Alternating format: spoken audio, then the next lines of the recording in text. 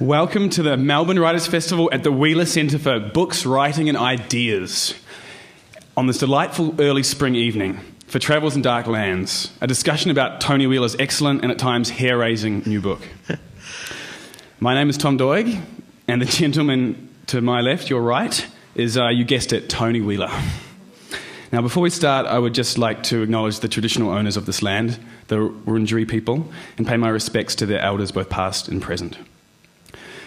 I would also like to point out that this event is proudly sponsored by the Wheeler Centre. And I would like to go on to point out that the Wheeler Centre is itself proudly sponsored by and named after Tony Wheeler and his wife Maureen.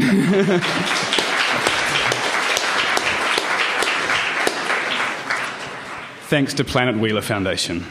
If it wasn't for Tony and Maureen, we'd be holding this event outside on the grass of the Strait Library. But on a night like this, maybe that'd be all right.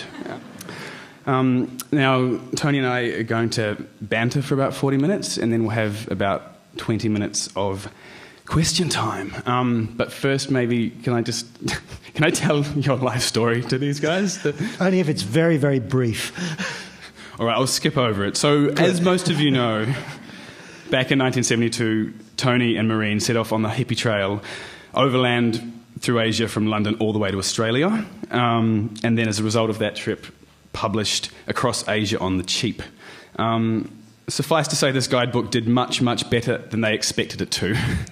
And a few decades later... Here we are. Here we are, in the Wheeler Centre. Now, Tony Wheeler, in recent years, he's not so directly involved in Lonely Planet anymore, but he's turned to writing travel books. In 2007, Tony's book, Badlands, followed George W. Bush's, quote, axis of evil, unquote, travel trail from Iran to Iraq to North Korea, with a few other bad countries like Libya and Cuba chucked in for good measure. But obviously Tony didn't have enough of the troubled countries, because he's more recently gone to Congo DRC, Colombia, Haiti, Nauru, Pakistan, Palestine-Israel, Papua New Guinea and Zimbabwe. Why? Good list. Well, really because Badlands was so much fun. We were talking before we came in here about misery travel, and I guess Tom's book, is also a sort of misery travel account. Find a bad place to go to, or a bad bike ride, and do it. And it was much the same thing. I had George Bush inspired the first book. His Axis of Evil was obviously something, if you were keen on travel, you really wanted to travel down it. And it was no problem finding some other bad countries. And at the end of it, I had a bunch of other places that were in various ways bad or failed or troubled or whatever, and it seemed a good idea to make them into another book. And I didn't want to call it Badlands 2, because they weren't really all bad countries. Not the first thought weren't all bad countries either, but they were places that had problems. And places with problems are always more interesting. It's very nice travelling around the Frances and Italys and Australias of this world, but there's a different take to the places that have got difficulties. Mm. Yeah, so look, in Darklands, you've visited all these places. Which would you say was the darkest? Oh, I think there's no question that the Congo is the darkest. And in a way, it was the biggest and most fascinating. And almost the starting point is, here's a country that has everything going for it in many ways. And I compared it right away in my mind with Australia and with Brazil. Two other big, richly endowed countries. And Brazil and Australia are both countries that work. Australia's pretty much always worked, it seems to me, but Brazil certainly had some very serious problems 30 years ago, but now Brazil is going fine, and yet the Congo has never gone fine. It's just been a disaster area from start to yesterday. And that's really genocide, and then colonialism, and then the resource curse. You name a problem, and the Congo has had it. And yet it's a fascinating country to travel around, and it's also a country which has almost inspired wonderful writing, whether it's fiction from Heart of Darkness right down to Poisonwood Bible. Great fiction has come out of the Congo, and also great travel books. Even last year, Radio Congo was probably the best travel book I read all year. And there's just, a fat blood river, a fabulous amount of wonderful travel writing inspired by the problems. And I had a great time in the Congo. I really found it interesting. You also had, I think, maybe some surprising moments with darkness. I'm basically thinking about the smoked monkeys, which isn't necessarily what you think of when you think of Congo. Well, I was when I was in Kisangani, which is Naipaul's bend in the river. It's the town that in Bend in the River he never mentions what country he's writing about, what the river is, what the town is on the bend of the river. But it is Kisangani. It's the town where the river bends and the rapids start. So he's writing about a very real place. And I went there, and the hotel manager remembered Naipaul staying there and talked about that. But then there was a guy staying there who was sort of involved in some forest research and environmental stuff, and we were talking in the bar at night about what it was like there. And he was saying how the chaos in the Congo has devastated wildlife because, if you can't farm anymore because you get run off your farm by guerrilla forces and the war going on, and you're just searching for any food that you can find to eat. And one of the things that gets eaten as a result is monkeys. And he was saying that he'd spent a lot of time in Costa Rica, and you go out walking in the forest in Costa Rica, and I've done that, and you just see there are the monkeys and there are the monkeys. He said, and you just don't see them in the Congo because a monkey sees a human being and he thinks, I'm going to end up smoked in the market. And sure enough, I went into the market and there were the smoked monkeys on sale. Wow. So what did it taste like? I've got to say I didn't try them. Now, one of the other things I love about your Congo story is you have quite a misadventure trying to take photos, and taking a simple photograph isn't quite as simple as that in Congo. No, and you're warned about this. Everybody says, that if you everything they say, all the travel advisories in the Congo, and I read them before. I started the chapter by saying you read the travel advisories, and the first thing they say is don't go to the Congo, whether you're reading the Australian one, the British one, or the American one.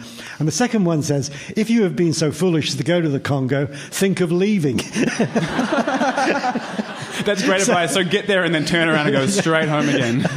And then it says, well, okay, if you've gone there and you're determined to go there, do not fly on any of the airlines. And then it says, well, the roads are hopeless, so try not to travel by road. And if you travel by road, for God's sake, avoid everybody else on the road and avoid the army. And if you get in trouble, avoid the police. I remember there was a Mexican joke once upon a time. I had really, really bad week last week. He said, what happened? He said, well, there's good news and bad news. Well, what's the good news? He said, well, what's the bad news? Tell me the bad news first. He said, well, the bad news is I had a traffic accident. And what's the good news? I managed to get away before the police arrived. And that's very much like it in the Congo. One of my favorite moments was every time I got in a taxi, at some point you got stopped by the police and shaken down. And I got stopped by the police once, and the taxi driver, they wanted to see this paperwork and that paperwork. And he pulled this out and he pulled that out, and he had his taxi license and his business license and his operating license and his insurance. And we went through one thing after another. And there was something he hadn't got, and they said he had to come back to the police station tomorrow. And we drove off, and I asked him in my lousy French, I said, well, what was the problem? And he said, oh, they wanted my driving license. I said, you had everything else. Surely you had a driving license, you'd have that. And he said, oh, yeah, here's my driving license. And I said, well, why didn't you show it to the police? He said, if you show it to the police, they'll take it away from you, and then it costs you a fortune to get it back. He said, whereas if I take it to the police station tomorrow, I can have a few friends with me, and they'll all be standing beside me, and the police won't be able to get it from me. So he said, it's better to pay the $10 fine for not having your driving license than to produce your driving license. Sort of begs the question why carry it around in your pocket in the first place. Bury it in the garden until it's needed or something. But it sort of summed up the Congo in a way. Well, my little problem was don't take photographs. That's the other thing. Don't get on the planes. Don't meet the police. And, of course, you do take photographs. And I was very quiet and surreptitious about it, but I did get stopped. And then we had this amazing, I ended up, more and more people sort of crowded around. And eventually I said, let's go to the police station and sort it out there. So you went to the police station. And after a couple of hours, we did that. I never paid a penny. We just talked a lot, and this happened and that happened. And eventually somebody came and drove me away, and I went back to the hotel. There you go. And then what, like a night or two later, you met an exuberant Belgian, as you describe him, who says that a visit to the police station is part of the Congo experience. Well, absolutely. I think if you didn't get arrested at some point, and I think in a lot of these countries, I was saying, if you go to Ireland and there isn't some night you drink too much Guinness and you got a terrible hangover the next morning, you really haven't been to Ireland. And if you go to Sicily and you don't have a bag snatcher try to pull your bag off your shoulder as he zips by on his motorcycle, you haven't had the Sicilian experience. And if you go to France and someone, you try to use your French and someone doesn't criticize how bad it is, you haven't really been to France. And if you go to the Congo and you don't get arrested, you really haven't been to the Congo. So as you were going to these places and sort of quite consciously putting yourself slightly in harm's way, did you ever sort of wish that maybe you had a bit more of an experience? Like that maybe you got arrested for 3 months or a couple of years? No, I don't want to be. I'm a coward. I don't want trouble at all. And I didn't get trouble. I had little minor mishaps, and I touched wood quite a few times, but nothing serious happened. So look, one of the things I found most enjoyable about your book is that Darklands has lots of dark humour in it. And, it's obviously that comes from you being a sort of fairly jovial and wry fellow. Because, it's not everyone who'd go to these places and not just come away and slit your wrists. So I guess, I'm interested in your thoughts on the relationship between comedy and misery, comedy and poverty, this kind of thing. I guess it's always there. And I think just before we came in, we were talking about places we'd all like to visit, and one of them, of course, is Chernobyl. And there's 2 books I've read recently which featured visiting Chernobyl, and both of them were almost, it's a terrible story. It's a total disaster, and yet somehow, what can you do but laugh at the sheer futility of it?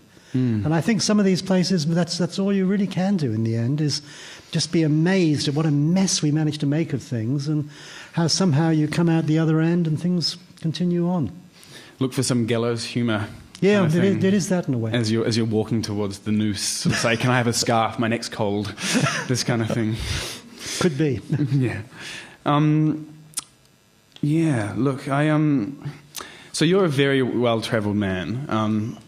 I never want to say that, because one of the things I met in this, I went to Nauru, and of course you go to Nauru from the Australian perspective because it's our Guantanamo Bay, it's our prison camp. It's everything wrong the Americans are doing in Cuba with Guantanamo Bay. We're trying to do it with Nauru, and Nauru is also a wonderful disaster story that they had all this money that for a while they were the richest people per capita in the world. And what did they do with it? They burnt it all. They had a useless airline, and they did make, they did okay with Birdshit House, Nauru House for a while, but apart from that, they invested in the wrong football team here in Melbourne. They invested in the wrong play on London. It ran 4 nights and went broke. If they found there was a way to lose money, the Nauruans found it.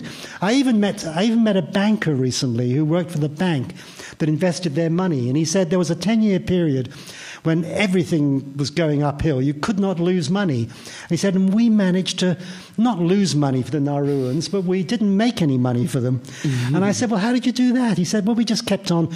Every time, every week or two, we'd say, here's something else going uphill faster. Let's sell all these shares and put it into that money. And sure enough, it did. But all the money you expend in selling the shares and doing it, we said, it was a good Japanese bank. We managed to not make money for the Nauruans when everybody in the world was making money. So it was, they did the wrong things themselves, and they were also taken by all the bad people in the world, and bankers are often bad people.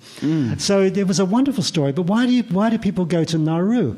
And of course, I arrived there and got off the plane at 3 a.m, as any good dark country, the flights all arrive at the wrong time. Mm-hmm. I got out, and everybody disappears because they're all coming home to Nauru, or they're working for some aid group, or they're looking for a new prison camp for Australia or something. And there's only one other person left there. And I look at this guy and I can see why he's there. He's got it written all over him, what the reason he's come to Nauru. He's going to every country on earth, and he's now going to put a tick that I've been to Nauru. That I have been to Nauru. So you got like a T-shirt and they're listed alphabetically. And he didn't need it. He just looked like that's what he was doing. So after we'd sort of hung around for 5 minutes and everybody else had disappeared, and we're standing there outside the empty airport terminal at 3 a.m, wondering what we do next, I said, "Well, what are you here for?" And he said, "Well, I'm going to every country on earth." Sure enough, it was obvious. And I've kept in touch with him since. He was down to 10 countries then, and he was down to 8 shortly after. I think he's been to all of them now.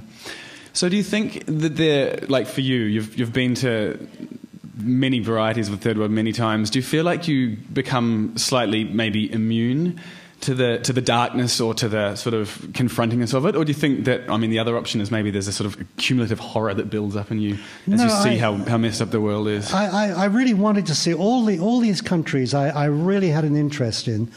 Congo, big and bad in all those respects. Pakistan, because I actually grew up when I was a very small child. I spent the first 5 years of my life in Pakistan, and my younger brother and younger sister were both born in Pakistan. Really good to have that on your passport when you arrive in America. Where were you born? Pakistan. Oh, great. Go over there. Just go over there and take all your... Yeah, you're 55, so what? Take all your clothes off, Put on this orange suit. Put on this orange suit. Actually, no, I've got to say my sister, who is actually she's older than 55, and the Americans have been very nice to her. She's been there a couple of times. They don't seem to notice at all that she's a native of Pakistan. But Pakistan's always fascinated me, and, it's a country that's got wonderful, all sorts of interest, and it's got many of the things that people go to India for are there in Pakistan as well. And you get up in the mountains where Maureen and I were a year ago, and it's just beautiful, absolutely beautiful. And yet there are no tourists there at all, with good reason, because it's got a heap of problems. So Pakistan was interesting in that respect, and what's going on there. And one of the things that just infuriates me when I'm there is this stupid drone business. This flying drones over and killing people, and okay, you get the Taliban guy thereafter, but oops, we've wiped out all the kids going to school that morning as well.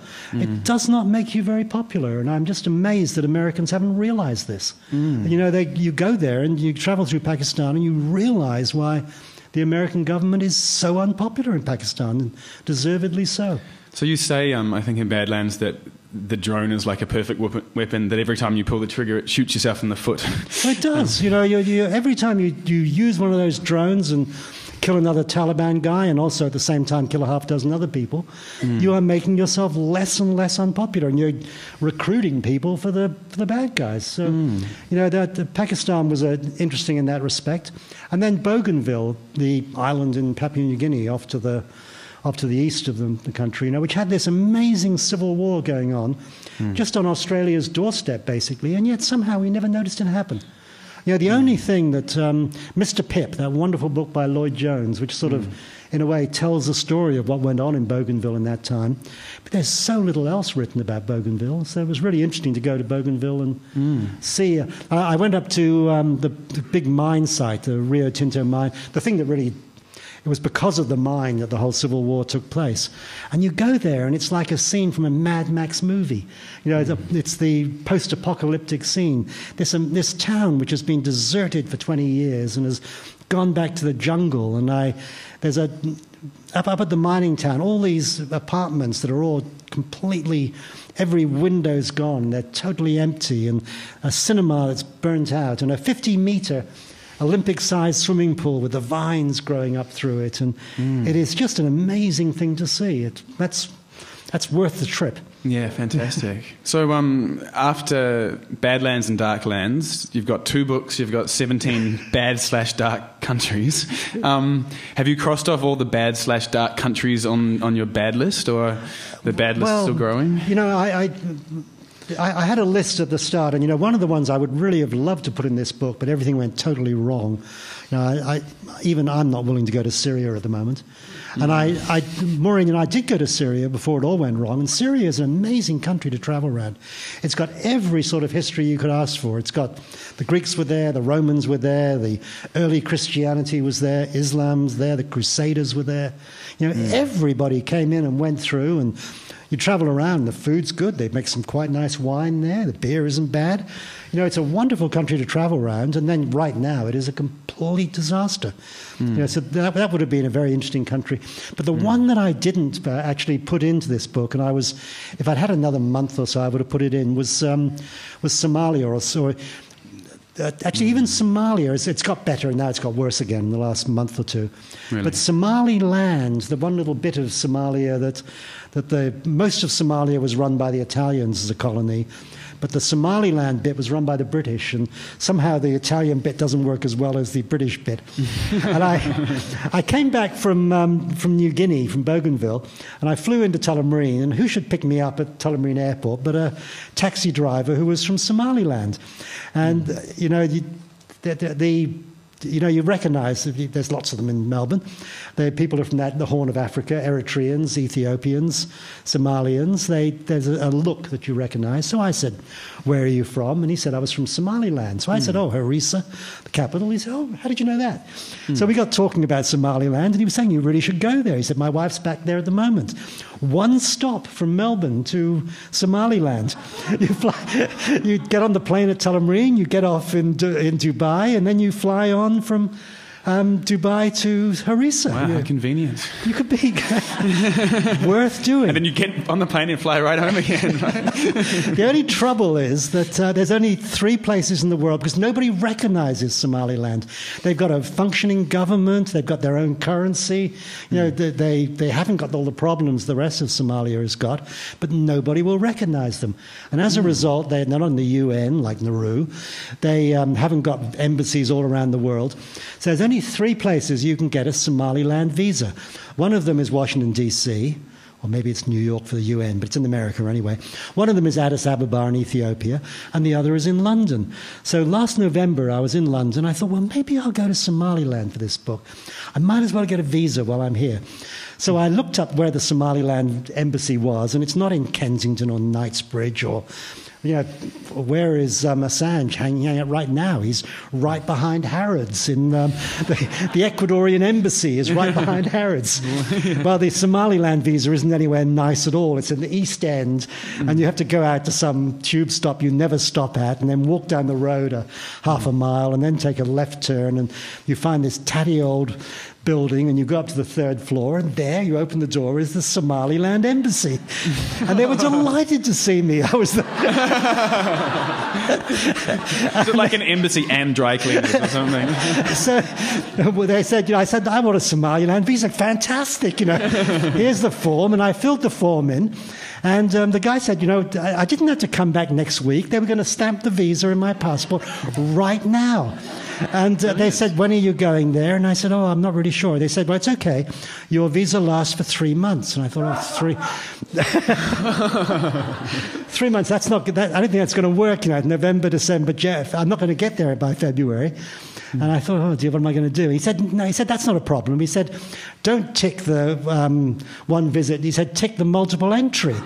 He said, and if you tick multiple entry, you get 6 months. And I said, okay, I'll tick that. He said, tell you what, I'll make it a year.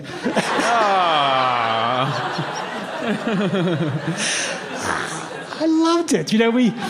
We need more countries where you can... That's customer service, isn't it? That is customer service. Wouldn't get that in America. And I said, okay, but could I get... they've got a picture of the president on the wall. They've got the flag there. I said, could I get a photograph of you standing there holding up my passport? And he said, sure. Great, I loved it. That's what makes travel to these sort of places so much more fun. Now, one of the other things that was sort of a pleasant surprise when I was reading your book is that I wasn't expecting to come through in this book about, war-torn countries and rampant corruption, was your love of animals. And, in Africa, and particularly when you're on safari, You get so sort of carried away when you're writing about gorillas and about when you're on safari in Zimbabwe and elephants, you say, I love elephants. And that sort of worked as a wonderful counterpoint to some of the darker stories. Yeah, it does, and we had some great encounters with animals in this way.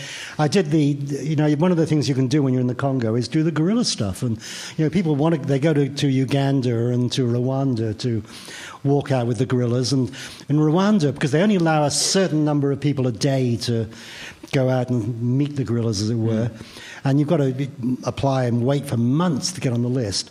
Whereas in the Congo, there are no tourists there, so you can sort of sign up and go tomorrow. So. That's terrific. And I had one of the other things. I went to see bonobos when I was in Kinshasa. And there's a bonobo sanctuary where they look after orphan bonobos. They're the ones that have sex with everyone. That's right. Yeah. They're like chimpanzees, and for a long time they thought they were sort of a smaller chimpanzee, and then they realized that they weren't. They weren't chimpanzees, and one of the things they found about them is, chimpanzees are warlike primates, whereas with the bonobos, it's more love rather than war. And I met, when I was going around this bonobo sanctuary, I met an English woman who'd done her PhD studying bonobos, and one of the things she discovered is that when bonobos, and they have a lot of sex, are having sex, that the female bonobo or male, either way, whoever they're having the sex with, the higher status of their partner, the more noise they make. I'm really enjoying this. And she'd done this extensive research for her PhD about. And she said, you just, I forget her name, but it's in the book. She said, if you Google my name and bonobos and sex and noise, sure enough, all these stories come. The British, the Red Tops, the daily newspapers loved it. They just thought it was a wonderful story. And and then also in Africa, I had a great time also in Africa, also in Zimbabwe. I had some wonderful times. I was out with. One of the nice things in Zimbabwe, I was told by my guide, is in most African safari parks, you have to stay in the car. You must not get out of the car, because if you go out of the car and walk away, a lion may come by and eat you, and this is not good for the Kenyan or South African or whatever wildlife parks. Good for the animals, though, right? Good for the animals, yeah, it keeps them fed. Yeah. But in Zimbabwe, if you want to get out and walk around, that's up to you. Go for it. Well, I was with a guide who had a big gun, fortunately, and he was very good. And we had a wonderful encounter once with a rhinoceros. And I'd actually read in the little camp we were staying in their instructions, and it said, if you encounter a rhinoceros, don't run away from it. Find the nearest tree and climb up it. And it said, you will be amazed how well you climb trees when you have a rhinoceros pursuing you. That's and I thought that was really good advice. Now, one of the other things that I really enjoyed about your book is you're mentioning that every now and then when you're travelling, you travel incognito, and I think when you were going through customs in Congo, you put your description down as engineer from Hamburg. Munich. Munich. Yeah. Look, one of the things about applying anywhere in the world when you're going through immigration or when you're applying for visas, there are certain occupations you don't want to have and certain that are much better to have. Definitely, you do not want to be a journalist. A journalist is the worst occupation. Photographer is pretty close to it. A writer, well, you could be a journalist. You don't want to be a writer. School teacher is really good. School teacher is... And, I came to the crunch, I'd claim to be... I'd say I'd done this or learned that or something. But genuinely, I was an engineer. Once upon a time. Once upon a time. I've got a degree in mechanical engineering. From Munich? No, not from Munich. Oh, sorry, just checking. But Munich is where they make BMWs. So you guys say, I'm the Englishman, and they need an. There is an Englishman who works at BMWs. Their marketing director of BMW is an Englishman. So. But what about if you put down co-founder of Lonely Planet? Surely you'd get better treatment, maybe. I don't know. Probably not. They might think you'd written bad things about their country or something. I wouldn't want to risk it. Now I have to ask this. Have you ever felt tempted to play the Tony Wheeler card? when you're travelling. You know, like you're lining up for a restaurant, there's a really long queue. I'm Tony Wheeler. I made this guidebook. Do you know, they'd probably say, who's he? You know, it's Maybe. You know, I'm not, you know, it's not a the sort of, it's a low-key fame, if there is a fame attached to it. And it's never, every now and then, you know, you're very pleasantly surprised when someone does recognize you do get nice treatment in a restaurant. But I think most of the time, you know, that sort of thing, you know, don't you know who I am? I think that's a recipe for disaster. But no, I don't know who you are. Who do you think you are? Yeah, and I think it's great, and I think that's one of the really great things about the book is sort of how down to earth and conversational the voice is in the book, and because, you know, it's very much, you know, like most travel writing, it's very much an I voice, and so we're seeing your world through your eyes. Do you ever sort of stop and think about Tony Wheeler, the character on the page, and sort of wonder about that? Does it keep you up at night? No, it doesn't at all. Or I would certainly try not to, because, you know, no, I don't. I never really thought of that one, if there is a... I remember somebody once saying that they didn't think of me... People have said nice things about me. Someone said I was Lonely Planet were the specialist in guiding weird folks to weird places. And I very much like that. And that's a nice description to have attached to you. But then also someone said they didn't really see me as that sort of person. They thought I had more of a sort of Woody Allen look, or an accountant on holiday. That was one thing I'd been described as. I need thicker glasses. Well, I do love the New York Times quote that you're the trailblazing patron saint of the world's backpackers and adventure travelers. I'll take that one. You know, that's a good description to have. And I think now that we're sitting in the Wheeler Centre, you could perhaps, you know, be the patron saint of Melbourne literary culture as well. Oh, I'll take that one as well. But, you know, I'll sit at the Wheeler Centre lots of times, and nobody has a clue, you know, who you are at all. That's very nice. I like how maybe I've across my... I do have a Wheeler Centre T-shirt, you know, books, writing and ideas. I wear it to the gym occasionally, but nobody in the gym knows anything about it. So it does me no good. One of the things I do bring up in this book about knowing, you know, what you've done, the nicest quote I've ever seen about Lonely Planet was in a book called... The Zanzibar Chest, and it was written by a guy who was a Reuters correspondent in Aidan Hartley, right? Aidan Hartley. It's a great book, wonderful book. He was born and grew up in Africa and spent his entire sort of working life in Africa, and was a journalist. And he was about the only journalist who was with the rebels in Ethiopia as they began to get the upper hand. And Mengistu, who was the dictator in Ethiopia, who killed Haile Selassie. And as the Russians weren't supporting him anymore, and as things turned around, and the rebels were capturing the Russian tanks, and they were moving in on Addis Ababa, the capital, and Aidan Hartley was the only journalist who was with the rebels. They got a day or two outside of Addis Ababa and were closing in, and, you know, it was the end game. And Mengistu eventually fled to Zimbabwe, and he's been living in Zimbabwe ever since. And I write in this book how I go in search of Mengistu. But anyway, as the rebels were closing in on Ethiopia, the rebel commander came to Aidan Hartley and said, he said, you know, we're going there, and I haven't been back in Addis Ababa for 20 years, and many of my men have never been to Addis Ababa, and we're afraid that we're going to get into the town and we're going to get lost as we try and close in on the palace, you know, to overthrow the government. Take a wrong turn and end up in Timbuktu or something. And he said, we've got all these captured Russian tanks, but we don't know which way to go. And Aidan Hartley said, the only thing I had was my Lonely Planet Guide to Africa. But he said there was a map of Addis Ababa in that, and they said, "Oh, that'll do." And they had a commandeered photocopier, and they took it away, and they ran off copies of the map of Addis Ababa from the Lonely Planet Guide, and they distributed this to all the tank drivers. So, as the tank drivers were coming into the centre, they were saying, "Get to this cheap hotel, turn left." And I thought, look, this is fantastic. Internet cafe. Stop at the internet cafe. Don't eat there. And I thought, this is wonderful. You get you take people to the right hotel, or you recommend a good, cheap restaurant, but occasionally you get to overthrow governments. Well, looks great on the CV, I guess. It's like engineer for BMW, sort of. Minor contribution to overthrow a municipality. If I have a proud moment from Lonely Planet, that was it. And now, out of all of the things that happened in Darklands, all of the places that you went, all of the people that you met, what has sort of stayed with you the most? Is there any sort of one place, one person, one encounter that sort of...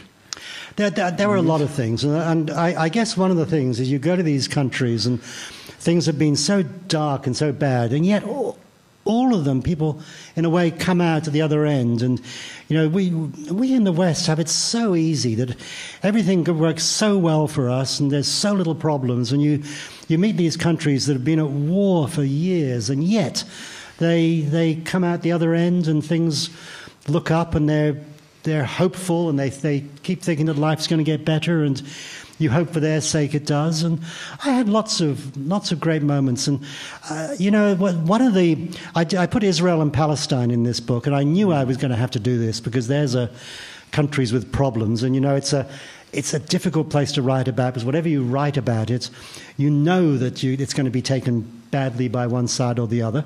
And yet I met great people there, both in Palestine and in Israel. And I couldn't see any answer to it in the end. I didn't. In a way, it was one of the most depressing places I went to because you can't see an answer to it, and yet, you met people who you thought were good people, and you hoped that somehow things will get better for both sides. So I don't know. Yeah, fascinating. And didn't you have the experience of being sort of like accosted by a pickpocketer who didn't quite manage to relieve you of your wallet, but he did manage to relieve you of a flyer from a religious fundamentalist. So he stole your religious propaganda. No, Israel's full of this. And I came out of Jerusalem one evening, and I got stopped by some woman who was, and afterwards she gave me a little leaflet, and I looked at it and I lost it almost immediately. And I think this guy tried to pickpocket me, and I think he might have got this leaflet. But I'd remembered the name, and I'd looked it up afterwards, and just some Baptist thing in the deep south of America had come there for the craziness. And religion is crazy so often. Yeah. Excellent. Well, look, I've asked a lot of questions, and I'm sure there are some questions here in the audience. So, please put your hands up. But just in case, sometimes people get a bit confused as to what a question is. So I'm just going to do a little test exercise. So bear with me. Is a question usually one sentence long or less, ending with a rising inflection?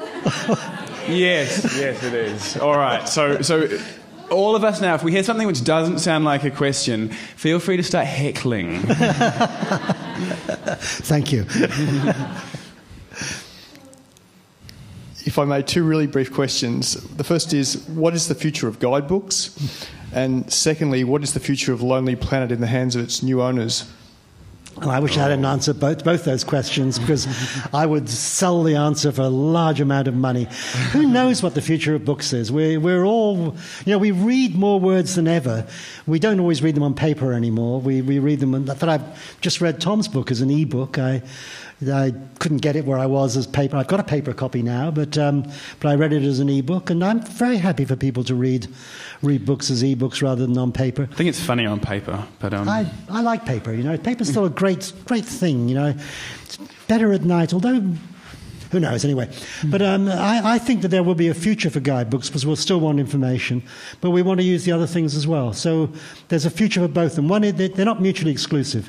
We can have both. We can have guidebooks, and we can also have the advantages of information digitally and electronically and so on. The new owners, we sold it to the BBC, and the BBC did not do as good a job as they should have done.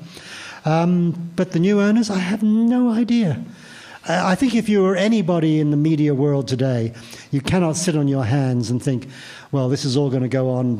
Whatever was going wrong is going to get better next year, because those changes that are going on in media are going to continue going on, whether you're in television or radio or movies or anything at all, or guidebooks. So you have to be acting proactively. And what they're doing, will it work or not, I don't know. I hope it does. Do we have any more questions? Yes, right back there. I can see a hand lifting through the dark. Right. Hi. What advice would you have for a young, aspiring travel writer to get my foot in the door, or anyone else here who's a travel writer? How to get a foot in the door. You know, the thing always to get a foot in the door as a travel writer is to do something somebody else hasn't done. And to do things at the right time. And it's amazing how sometimes a book comes out just as suddenly there's an interest in that place, and the sales go through the ceiling. And other times things happen and you think, God, if someone had written... Haiti appears in this book, and I was in Haiti both before and after the earthquake. And I remember thinking just after the earthquake, if someone had just written a new book on Haiti in the last year, they'd be selling a squillion copies, and nobody had. There isn't a book written on... there is a new book now, actually. But there wasn't a new, interesting book on Haiti for years, and that's a great shame. And one of the best books I've read, it's not really a travel book, but about a month ago, I read a wonderful book on Detroit. And I grew up in Pakistan when I was really small, and then I grew up in Detroit for another 4 or 5 years, from when I was 10 to when I was 14. So... at a time when Detroit was fine. So Detroit, the city, has always fascinated me, and it's a wonderful it's a disaster story. It's a dark city. It's got all sorts of problems.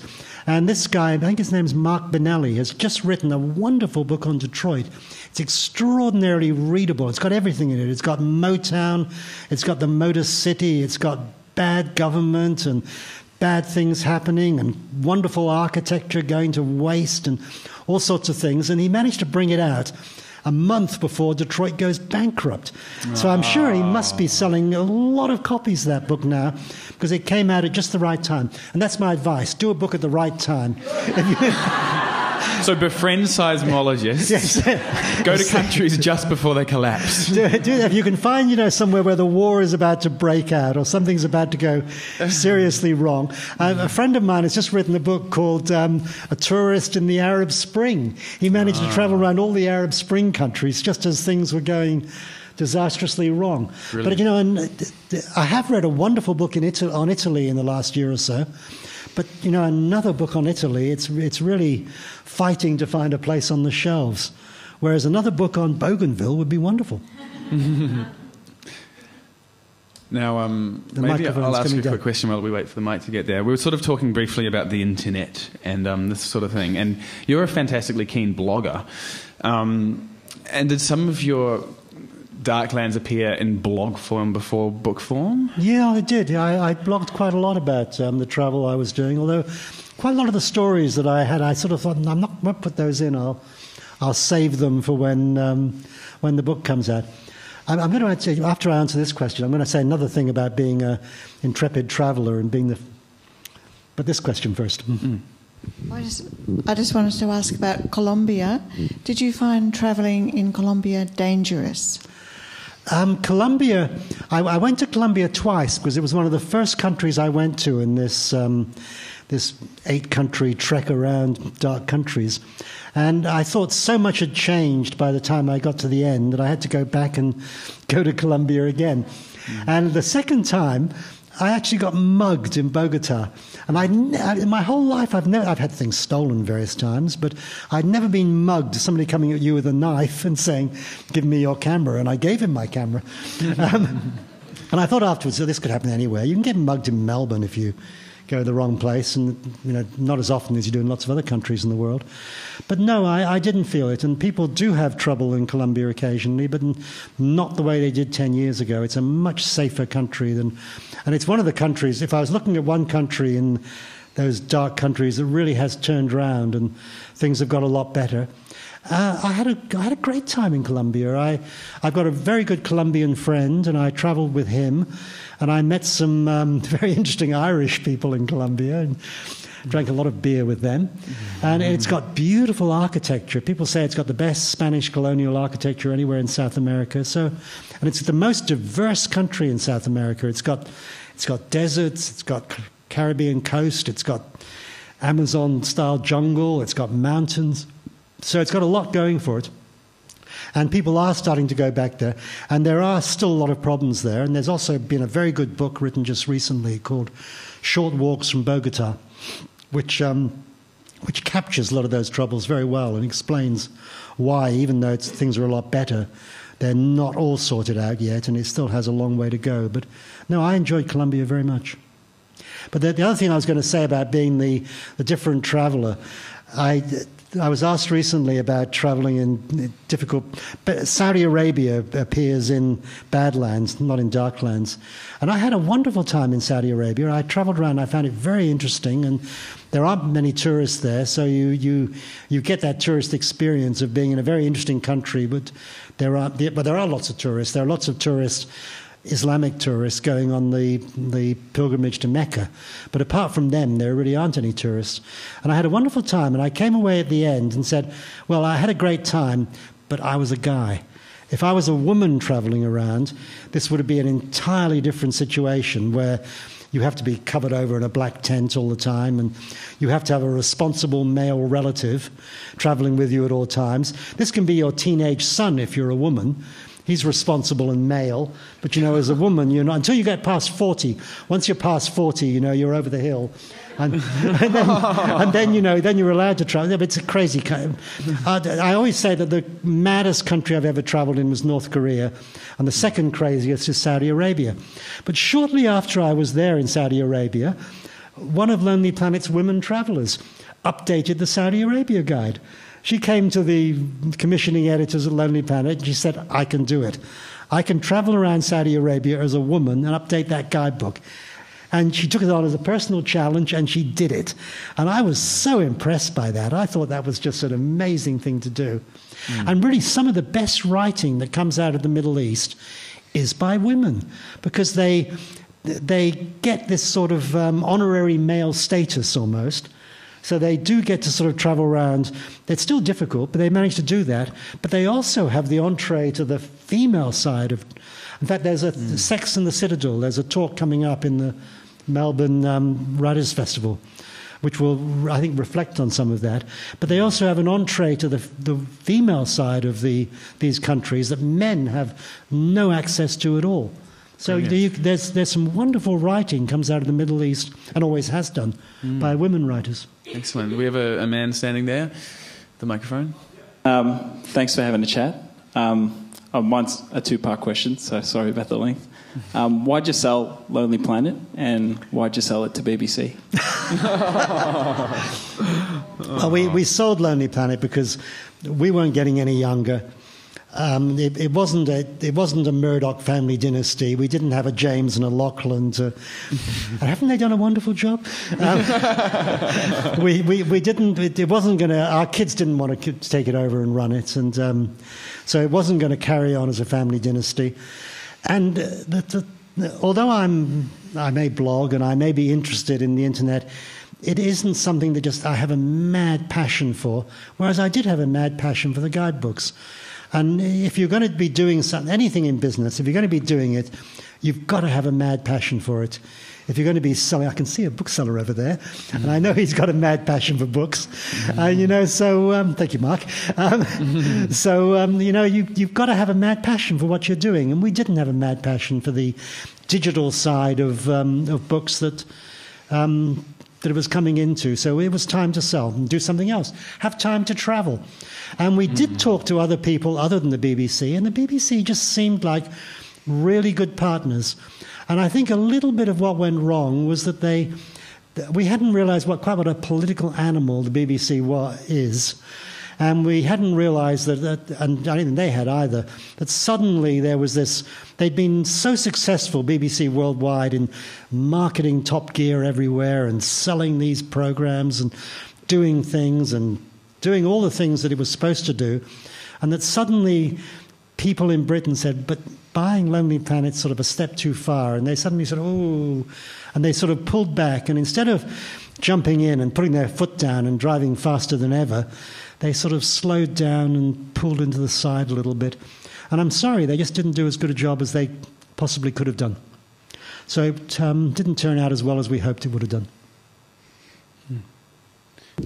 I'm just wondering how many more countries are on your list to visit, and where are you going next? I've got lots of places I'd like to visit, because I haven't done this, trying to visit every country on Earth. And I do know a number of people who've done it, and I've got one friend he's a pilot in between travelling, and he stays with me once or twice a year, and I've been to his place in Hong Kong, and we have lots of travel to talk about, but he claims he's been to every country on Earth and loves doing it. And I've met various other people, and some of them are list tickers, Okay, I've been to the airport, I've been there, tick. And I don't ever want to do that. I really don't. So I've never sort of set out to go everywhere. But I've got lots of countries that I haven't been to, and the one I always say that I've never been to and I'd really like to is the Yemen, which gets safer and then less safe and then safer. Mm-hmm. It never gets really safe, but it gets safer and less safe. And it's got this amazing architecture. It's got some great books have been written about it, and so it's on my list. But who knows, one day. And then Chernobyl as well, of course. And Chernobyl as well. Yeah. We were just talking before we came in about Chernobyl. Chernobyl is a genuine tourist attraction now, and you can go to Chernobyl and, you can sign up for a tour and you go in and they take a Geiger counter with you, and, if they start walking to places there's more radioactivity, you retreat. But congratulations, you are radioactive now. You go back and have a good shower afterwards. But I remember about 5 or 10 years ago, before Chernobyl ever took off as a tourist thing, there was a wonderful internet site, and it was put up by this woman who claimed that her father was working at the Chernobyl Radioactive Society or something, and he had the keys to the door, and she would occasionally take her motorcycle, borrow the keys from Dad, go to Chernobyl, open the doors and ride through at top speed with her Geiger counter clicking madly. And she had this wonderful website, and it was full of pictures of her on her motorcycle in her leather gear with the zip pulled down a little bit, and and readings of how her Geiger counter, and it was a total scam. It didn't. It was completely made up. Nobody had written. Nobody was allowed into the site at that time. Nobody had borrowed the keys off Dad and ridden their 1100cc Yamaha through at top speed. And then posed beside it in their tight-fitting leather outfit. But it was a wonderful story, and, for a while she had a huge number of hits. And I loved it. It was just great. Brilliant. Maybe that's the future of guidebooks somehow. Yeah, forget your bicycles, Tom. Motorcycles. Yeah. There's some really beautiful, wonderful, untouched places of the world that have become very popular and... I'm sorry, Tony, I'm just seeing where you're looking. That have become very popular because of guidebooks, and one that comes to mind is Vang Vieng in Laos, where the culture has been arguably quite adversely affected by the tourists that go through. Are there any places you've regretted reporting positively on because it's been too successful and it's had the wrong impact? Look, we all see things changing, and I was talking to someone else earlier today about this, and I was in Bali in the early 70s when Kuta Beach was all just sandy tracks, and there were only a half dozen little places to stay, and a few little rumah makan and warungs, and it wasn't what it is today at all. And people will say, "Well, you ruined it." And well, of course, I didn't. I'm not Jetstar. I didn't build all the hotels, and I didn't. We were one of the many influences that helped create what Kuta Beach is today. And a lot of the Balinese will say, wonderful. Back then I didn't have electricity and there wasn't a school for my kids, and now I've got a motorcycle and a running water and electricity, and my kids go to school every day, and okay, there's a few too many tourists, but that's fine. So these changes, lots of things happened to create those changes. Thailand, which when we first went there in the early 70s was getting perhaps 100,000 tourists a year, and now it's getting 10 million or whatever. But also Thailand today is a major manufacturing centre. You go out and look at a Toyota out in the street, and it might have been made in Port Melbourne, but it might have been made in Bangkok, because Thailand is now a major car manufacturing centre as well. So there's lots of other changes apart from the tourist changes. And unfortunately, progress is something we can't stop. And yet I go back to Bali, and I still have great times there, and I find little corners of it that I don't like Kuta Beach so much anymore, but other parts of Bali I like. And I've been to Vang Vieng, and I've also been to Luang Prabang. And Luang Prabang is still beautiful. It's still a part of Laos that I find is quite delightful still. So, you've got to work with the changes and regret when things go badly, but be happy for people when they're better off because of it. Hi, I've not read either of your books, but I'm interested. There's an opportunity out there. They're both on sale. But I'm interested in the purpose of them, whether you wrote them to sort of soften some of these notorious countries and maybe make people think about them as a possible adventurous tourist location, or whether it's more about the reader kind of experiencing these dark places vicariously through your stories. I don't think most of these countries, I don't think anybody is going to go to without knowing what they're letting themselves in for. I don't think anybody goes to the Congo without thinking, ooh, this is a country where you've got to be cautious and careful and think about it 4 or 5 times. And a number of the other countries in these books as well. But they're all very interesting, and I think there's lots of things to interpret about them and understand. And I think even Zimbabwe, which we know why things have gone. And yet Zimbabwe, one of the things that really surprised me, because I'd been to Zimbabwe several times before it all started to go really wrong. And then it's interesting to go to it after it has gone really wrong. And we know why it's all gone really wrong. Mr. Mugabe has done lots of crazy things. But also you've got to look at part of the reason why things did start to go wrong. And you can go back to Ian Smith and unilateral declarations of independence and trying to think that you can rule this country and keep the majority population under your thumb. And, there were reasons that things started to go wrong in Zimbabwe, and the fact that and yet even today, Zimbabwe is not the disaster area that some other countries in Africa are. I was kind of surprised that it wasn't as bad as I thought it was going to be when I went back. So yeah, it's interesting to go there and interpret these things and find that they're not always the disaster areas that you're told they're going to be. And it's also interesting just to go and try to understand how they did go off the rails and why they did, and if they can get back on the rails.